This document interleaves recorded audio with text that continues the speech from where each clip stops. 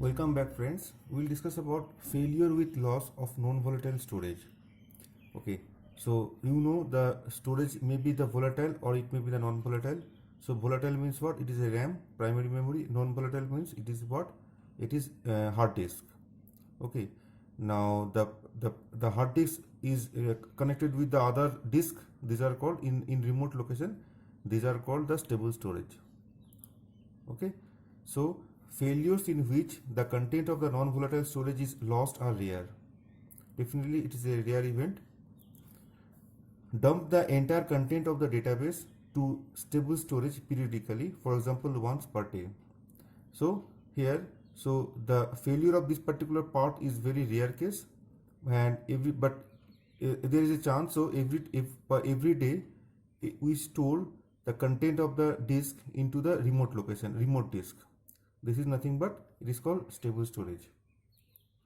Okay, now we may dump the database to one or more magnetic tapes. So here we may dump in a magnetic tape also, which is what, low cost memory, and in remote location. Are you getting this one? So we can store the content of the disk in one or more locations, remote locations. Now, if a failure occurs that result in the loss of physical database blocks, the system use the most recent dump in restoring the database to a previous consistent state. Now suppose once every day, suppose 20 say here say 23rd February 2020, we dump the content of the database in this particular disk, remote location. Now if failures or crashes on say 24th February 2020, so what we can do, we can restore the content of the database from the remote location, and the last consistent state, or last the best database state is what, on 23rd February 2020. So we can restore the data from the remote locations. Okay, the last consistent database part of the data. Okay, after that the system uses the log to bring the database system to the most recent consistent state. So definitely already you know what is a log.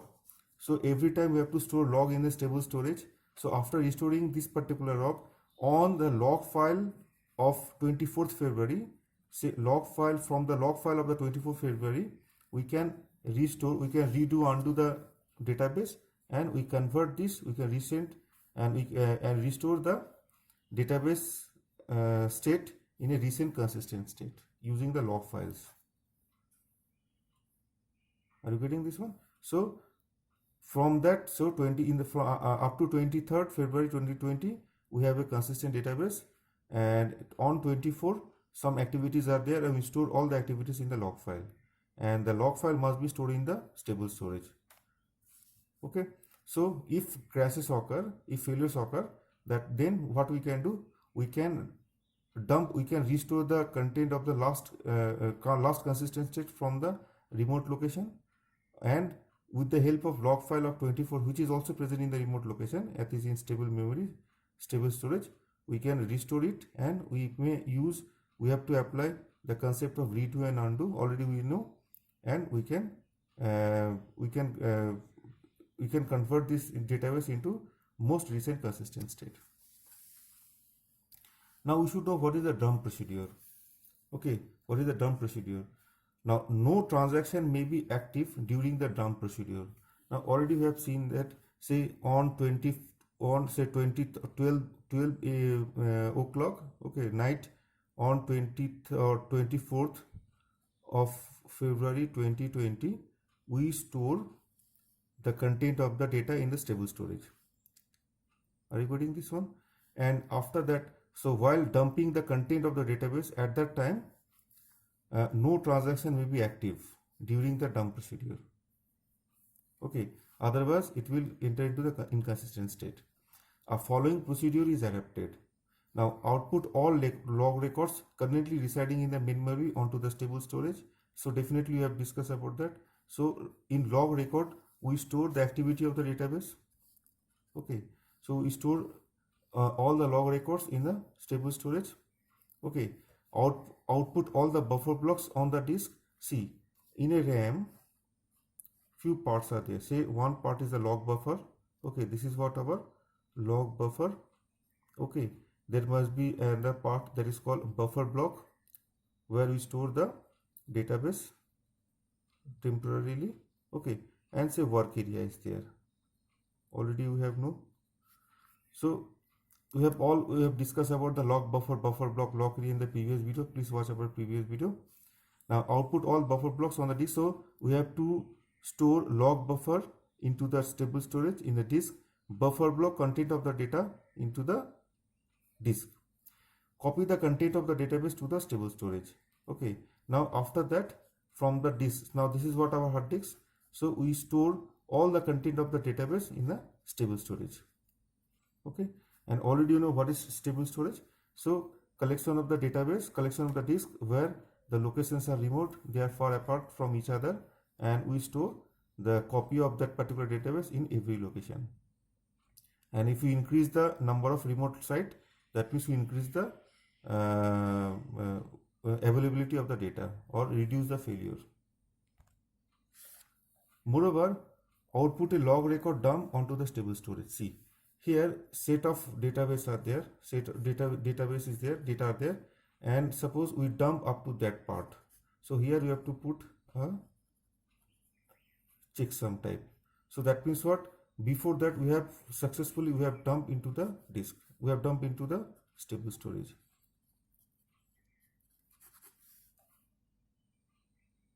Are you getting this one? So we have to store this information also. So up to that we have completed. After that we have to dump like this. Next is what? How to implement recovery. Okay. Now to recover from the loss of non-volatile storage, the system restores the database to disk by using the most recent dump. So definitely we have seen that. So from the remote location we have to restore that data. It consults the log and redos all the transactions that have committed. Okay, and no undo operation need to be executed. So definitely we have to restore it, and we have to restore the log files, and with the help of log files and the last consistent database, we can convert this into the most recent consistent state. Okay, and definitely remember one thing: after restoring, we should not apply undo. Now it is immaterial. Okay. The simple dump procedure described above is costly for the following two reasons.